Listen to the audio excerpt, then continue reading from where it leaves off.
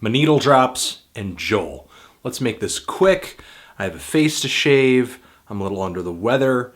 I have a copy of Grand Theft Auto 5 that needs playing, some Tonetta vinyl that needs listening, a friend's furniture that needs moving. Thank you for pointing out just how calculated this whole Miley Cyrus Wrecking Ball video and VMA's performance probably is. But maybe before we move on, there's one more thing worth noting. A lot of people were talking about what was most offensive to them about this VMA performance was not really the sexual content of the dancing. Really, it was more Miley capitalizing on twerk culture via hip-hop culture, via black culture, trying to make it seem as if it was cool for her to do this by having other black women with her twerking on stage. All I know is that she will continue riding this cultural capitalization train until it stops making her money. All right, let's put this thing to bed and smother it with a pillow when it least expects. Also in your video response, you talked about the dark future you perceive for pop music because you may see a trend right now of artists emphasizing image over the quality of the music they're releasing, or even just really coming out with an image that seems way more fussed over, calculated, and pre-planned. I don't really think that's the future for us. I think that's kind of the now.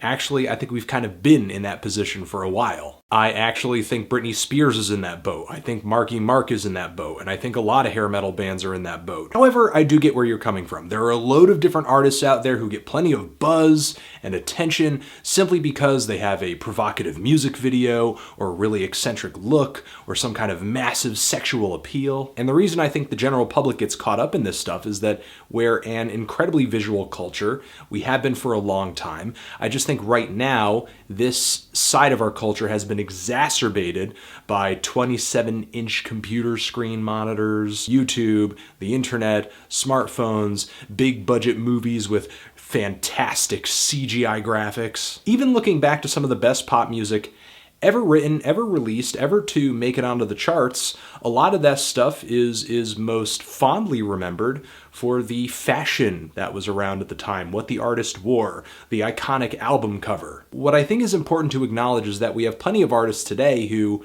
in this new visual age, are embracing the visual, embracing the musical, and doing great things with both. And no matter how appealing the image is, the thing is that image has a shelf life to it, and a lot of the images that are centered around music are culture-based and sort of trend-based, and if the music behind the image is truly that awful, it's not really going to have a long shelf life. I mean, when was the last time you heard someone speak fondly of LFO's Summer Girls? Where do you think shelf life sort of sits right now with people finding out about a majority of the music they listen to on the internet and constantly bombarding themselves with new artists, new albums, new singles all the time, to the point where it seems like everything that was hot last year, only a year ago, is just like a distant memory. Anthony Fantano, The Needle Drop, The Daily Guru, Image, forever.